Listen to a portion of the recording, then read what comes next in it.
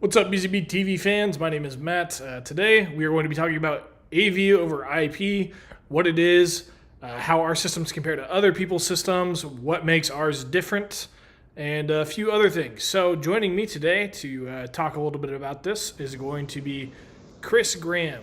He's one of our sales guys. So Chris, how are you doing today? I'm doing pretty well, except for our air conditioner stopped working, and it feels like I have 90-degree heat starting to blow on me. So if I start to sweat by the end of this, it's definitely because of this heater. Well, that's it's quite a bit of heat then. How is it in Sacramento right now, heat-wise?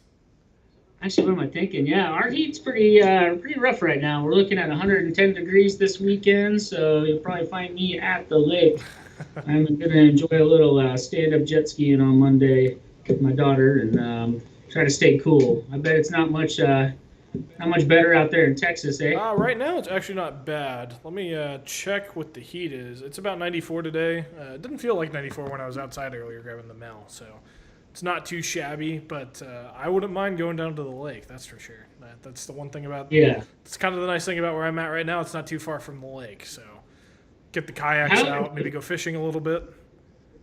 Yeah, how are your lakes for water? You know, here in California, they tend to drain our lakes really fast, so we're pretty much in the last couple weeks, as you know, being in Folsom all those years, it's looking pretty bleak as of next weekend. Do you have the same issue in Texas, or does it seem like they keep their lakes pretty full? Not where I'm at. It seems like they keep the lakes pretty full. One thing for sure, though, is we definitely had a whole bunch of rain this week. It was storming a ton this week, so few power flickers and everything with some big torrential rain downpours and maybe a little bit of thunder and lightning. So use a little of that. Yeah, it was good. We definitely needed it. But enough about talking about the outside world. Let's go ahead and talk about AV over IP. That's what everybody is here for, right? Is talking about our really just anything audio video related, right? So, Chris, what is AV over IP? So, a lot of people ask me when I talk to whether it's end users or dealers about AV over IP, and to be honest, most folks seem to at least have heard of it at this point. For the last 4 or 5 years, it's been quite a bit of a struggle to get AV over IP implemented out there. You know, you'll use it for government projects many times that are robust, as well as some other smaller projects like sports bars that have the budget for it. AV over IP essentially is going to give you the ability to transmit your sources, aka cable boxes, Roku players, whatever you are using for video, over your local area network. With our system, it's a 1 gig system, so basically it'll work with a 1 gig switch. There are 10 gig options as well out there, but with the compression that we utilize for our transceivers, it's working great for us, and it's really the wave of the future. We've been saying this for a while. A long time ago, I shot some videos. You can find them on our Bzb YouTube, going through different brands and models of AV over IP devices, and the catch has always been the cost, of course. You can't go wrong with AV over IP versus like a matrix switcher other than the cost. You know, we try to make ours as affordable as possible given the technology that you're getting. You know, other competition you'll find, if you compare our prices, we're really, really competitive. We also have a different type of AV over IP device versus our competition. But ultimately, it's going to allow people to transmit sources from any location in the building or their home to any display by using your network switch. So eliminating the requirement for long extenders, HDMI runs, so forth. So it's a great technology. Again, I think we've just been finally coming to that point now where people can start affording it and visualize it in different applications. So really, it seems like AV over IP is really, it's just the goal is to use the existing infrastructure that you have in your building, being like the network infrastructure, and eliminating cables and having a little bit of a longer run length. Yeah, so it kind of minimizes the cabling that you need. So when you're an integrator, like I was for many years, you're running a cable across a building or you're running into a home. The smaller the cable, the better. The better the jacketing on the cable is going to help with, deterring interference, whether it be electrical or whatnot. But essentially, the biggest drag about running cables back in the days, especially for residential, was long HDMIs with these thick jackets. The longer it was, the thicker it was, and the bigger hole you'd have to drill into metal or wood studs. With AV over IP, most homes, most buildings now are already somewhat pre-wired with Cat 6 or Cat 5e cabling, and you can use this cabling to run AV over IP. Now, of course, integrators are going to say something like, it doesn't always work. It doesn't, because you do have to be careful of jumps. So what I mean by jumps is a panel. So if you're jumping from one panel to another panel, the chances are you could have issues. Video in general does not do very well with jumps. Typically, they want a direct line. There are little ways around that to try to patch that to make sure it works properly. But essentially, it just simplifies our cabling installation, and it centralizes the overall way video signals are being transmitted and received. Everything else we have is online nowadays, pretty much, even dishwashers. So yeah, our audio video systems in the future should pretty much all be online. I mean, we're streaming from Roku and Chromecast, so it is the way to go. Okay. So you kind of mentioned it just a little bit. We have, from your words, we have a little bit of a different way that we tackle AV over IP. So what is that? So for many companies out there, they have a transmitter and a receiver. So you're taking your source, your HDMI, plugging into your transmitter, and it's going into a network switch via the Cat 5e or Cat 6 cable. And then the receiver is going at the display location. So that's fine, except for ours is actually both. It's a transceiver. So our device, you'll see there's a switch on it. You can flip to designate it as a transmitter for your sources or a receiver.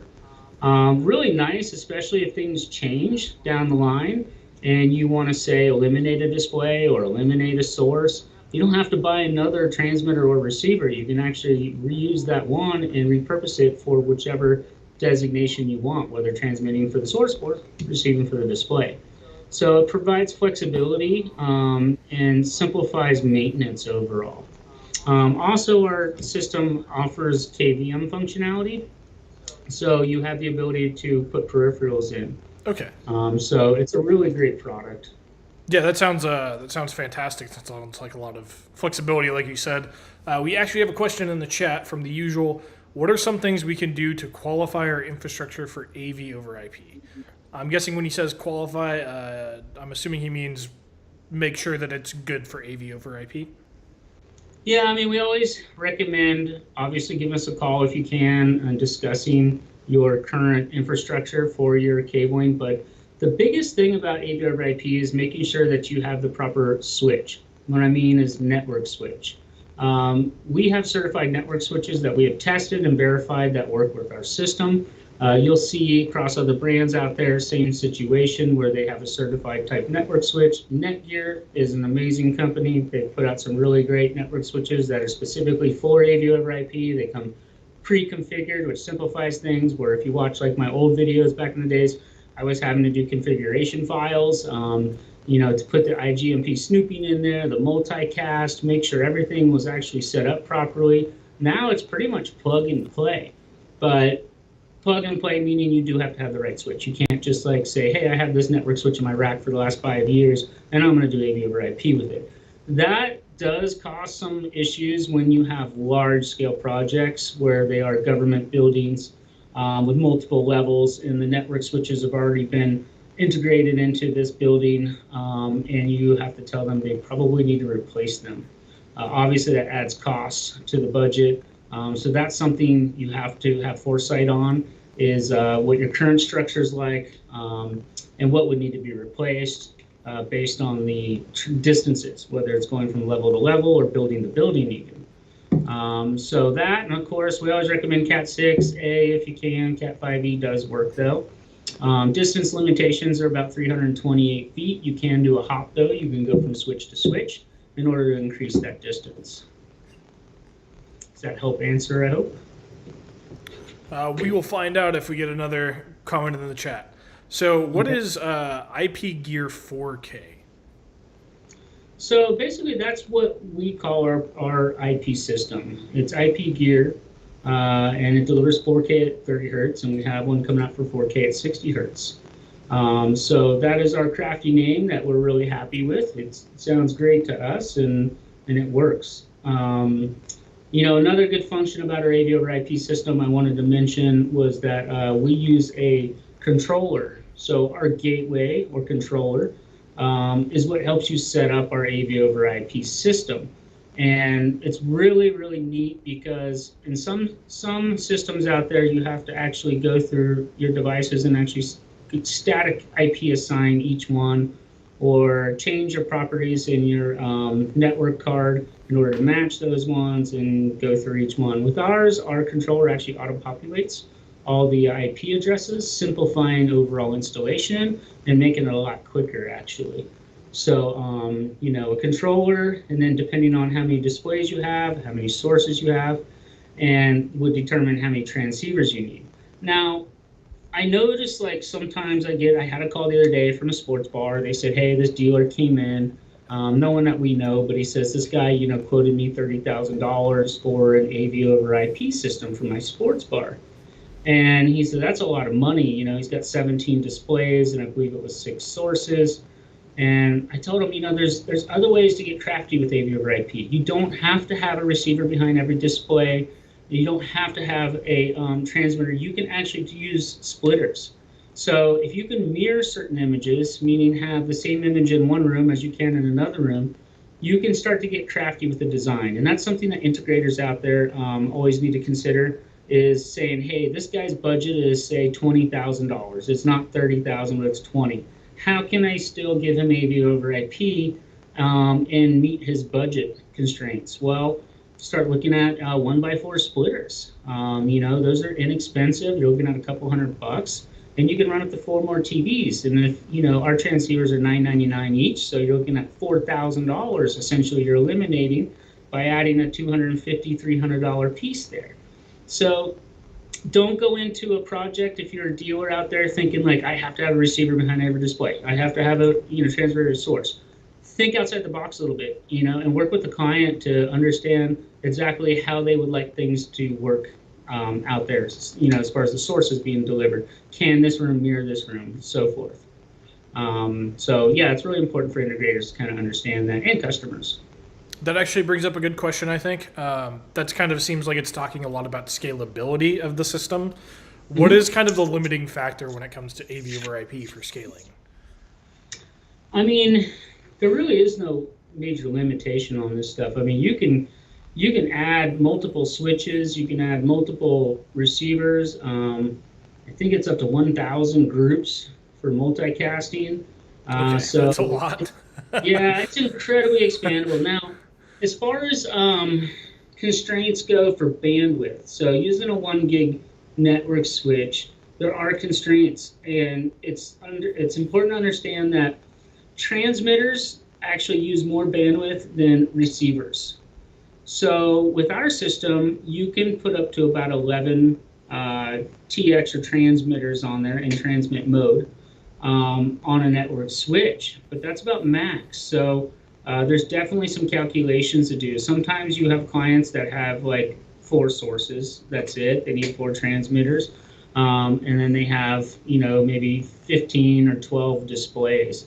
That's a pretty simple solution right there to figure out, because obviously it's not using much bandwidth. But in other situations, you can have where they have 15 transmitters and maybe only 15 displays, which we had a call for that the other day. That's going to put you over the limit of most like 48 port switches that are 1 gig. You end up having to add another switch just to support all those transmitters out there. So we always recommend talking to our engineers about, your project specifically, how many sources you're going to have, how many displays you're going to have, so we can try to minimize the amount of network switches you require, because as we know, network switches are relatively pricey. Not only that, but they're a little short and handed right now. It's not easy to find network switches. We have stocked up quite a few network switches from our partners Netgear to make sure that we can accommodate our clients who are currently bidding on government projects for our system. And I say government because our AV over IP system is TAA compliant. That's a very rare thing out there, and it's actually taken off very well for us. Yeah, that's definitely a huge thing. One thing that I think you mentioned was, you said I think we can do 11 transceivers or transmitters, correct, on our system. Now, is that at 4K? Is that at the 4K 30? Yes. Okay. Yeah, 4K 30. And you can, lower resolutions to have better bandwidth. But of course, 4K is the goal. That's why you're buying a 4K over IP device. And this is all a calculation divided. So it's not specifically 11. It depends on how many ports the switch has. It all has to be calculated properly. And that's what we can do for you. So if you let us know what you're up against there, we can figure out exactly what network switches you need, how many ports it's got to be, and then give you a basic design from there and work with you. Sweet. So you've been an integrator before, so I'm going to lean on your knowledge a little bit here. In your experience, how does our system kind of stack up against some of the competition? Very well overall. It's, for our system, we really gravitated towards government applications. That's a big thing for us for the TAA compliant. And most of the time, these guys are using like a control program on a computer PC, or we actually offer a app for iOS mobile devices for switching your sources and your displays. So really convenient for that side. Again, the ability to have transceiver to change it, the KVM functionality. It's got a lot of great points to it. As far as competition, typically I find some of the bigger names out there, it's going to be more expensive. Some of them have their own control systems to actually run, full automation systems to actually switch sources and displays with their AV over IP. So it can get a little more involved. For our AV over IP system, really our clients right now, besides government, military, are sports bars, restaurants, live events, even houses of worship. So there's a lot of different types of applications you can use our system in, but keep in mind, we are working on creating some drivers for automation systems such as Crestron and Control4, but we're currently a little bit of ways away from having those implemented. So some of the competition will have these drivers already. Obviously, they're gonna the big names have a Crestron already. So if you have an environment that does require that, there is a way for us to help you out with that. There's API files, but we're just a little ways away from actually having our own drivers with our systems. So we've been just kind of figuring out which ones we want to do. But with the iOS mobile app, it simplifies overall switching sources and displays. Okay, well, from my end, I think we hit pretty much all the major points as far as AV over IP is concerned and our AV over IP system specifically. Anything else you think we can add to this conversation? As far as AV over IP, I really feel like integrators and dealers need to start trying to understand the system a little better, how it all works. What I've experienced being in the AV world integration as well as the computer side of things, networking, is that there's a reluctancy for AV integrators to deal with anything that's network involved. A lot of times when we get calls, it's actually IT guys or IT administrators that are very interested in installing AV over IP. Their AV audio video side is maybe not as knowledgeable, but they're saying, hey, I do understand everything that has to do with these network switches, configuration of them. I think I can make this happen. And so for you IT consultants out there who are looking to really dive into AV over IP, no reason to be afraid of it. Our tech support team's here to help you out with any questions regarding audio video. It sounds like you probably have the networking side pretty well done. And then for our AV guys out there, the networking isn't that hard, as I mentioned in the beginning.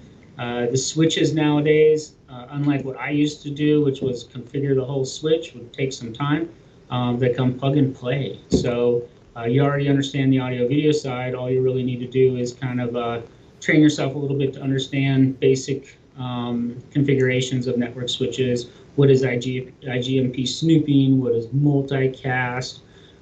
Jumbo frames. There's certain things that need to be enabled in these network switches, but the plug and play ones already come enabled. So other than a tiny bit of troubleshooting sometimes that occurs when you're trying to get two units to talk to each other, you might have to turn it off and on, reset. It's pretty simple. So don't shy away from AV over IP. It's definitely not going away. I personally recommend, if anything, you start studying up on it. Or if you have an IT guy in your company, work with him to start, working on projects, bidding on projects that involve AV over IP, because it's definitely the future. Matrix switchers are great for budget-friendly applications. I don't see them sticking around forever, though, much past 5 or 10 years from now. Sweet. Looks like we have a few more questions. So if you have more questions, feel free to throw them in the chat box. I think once we get through these questions, that'll probably be about the end of the live stream. So let's start off with the first one.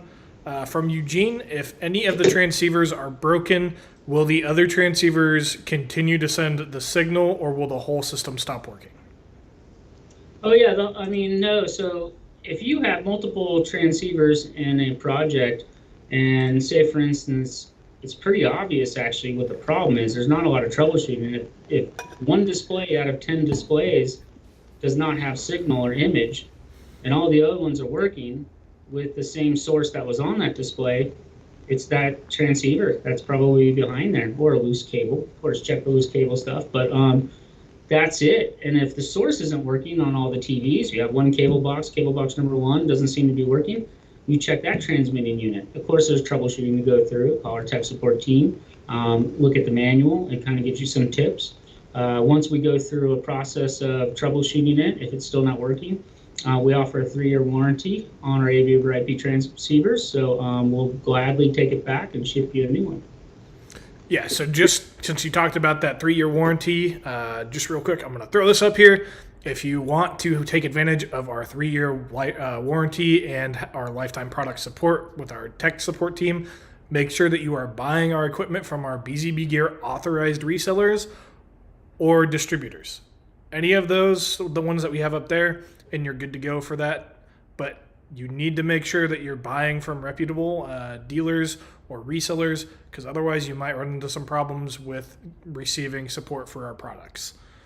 So, coming back to us now, our second question is, does our AV over IP systems make sense for a security environment? For example, GME here has many PTZ cameras that they use for security. Yeah, absolutely. Again, it's TAA compliant, so it's pretty solid. There's passwords, usernames associated. There's different ways to heighten that security on there. But absolutely, if the military is willing to use it, then I think it's good enough for anyone else out there. Right, and another benefit too is if you are using this for security, like we talked about earlier, you are significantly cutting down on the amount of cables you need to run. You're already taking advantage of an infrastructure that you already have in that building, being the network infrastructure. So instead of having all these long cable runs from the cameras themselves, through the walls, to wherever you are in the security room. You're just going to run one little cable from that camera to the box, right? Yeah, and it's kind of like for broadcasting world, for those that, he's saying he's using cameras. Obviously NDI technology is using the same type of concept there. We're using a Cat 5e or a Cat 6a cable, and it's going into a network switch, and it's compressing it, and then you're using a software program like OBS Studios or vMix to decode it and give you your image. So if you have broadcasting cameras that are non-NDI, you may want to look at AV over IP system to help transmit those signals and branch them out. If you're looking at new cameras, then you should look at NDI cameras. Again, a network switch, that's going to be a managed network switch for the purpose of setting up VLANs in order to separate the network traffic from all the other devices that may come in. Say, for instance, in a house of worship, you have 50 people or 100 people that show up on a Sunday. You've got your live broadcast going on. You're going to want to make sure to segment your AV over IP or NDI camera system away from the rest of the traffic. That way, in case people are jumping on videos, it's not interfering with your signal, creating latency problems or freezing issues. So. All right, I don't see any more questions, so I think we've covered just about everything from a general perspective of what AV over IP is. Of course, there's a whole lot of weeds that you can get into with AV over IP, but if you really want to get into the weeds on this topic, we have great resources on our website, specifically write-ups that we've done. Pretty easy to get to. Just it's going to be bzbgear.com, and you can go to our news or solutions pages, or even contact us there if you want to talk about maybe setting up your own, getting a consultation on what kind of systems you might need. Or, again, I'm going to throw this little picture up. Talk to one of our authorized Bzb Gear distributors. They would also love to get you hooked up with a consultation. So, without further ado, I think we're going to go ahead and wrap this live stream up. Chris? Yeah. I was going to say for end users out there, you can contact us here at Bzb Gear, and we will put you in touch with an integrator dealer. Or if you just need to purchase the system and you're looking to install it yourself, we can put you in touch with one of our resellers online in order to purchase the equipment. So again, we don't typically sell any equipment. It's all going to be to our resellers, dealers, and distributors. But we're super willing to hook you up with one of our guys local to you. Mm-hmm. Well, Chris, thank you for coming on the show today and sharing your knowledge. AV over IP isn't exactly my strong suit, obviously, as a videographer, but it's a really interesting technology. So really appreciate the knowledge that you were able to throw at me. Absolutely. No problem, man. And good seeing you, Matthew. Appreciate it. It's good seeing you, too. So everybody else, have a happy weekend, happy Friday, and a good Labor Day weekend. So nobody work on Labor Day. That's the main thing. Until next time, we'll see you guys later. See you later.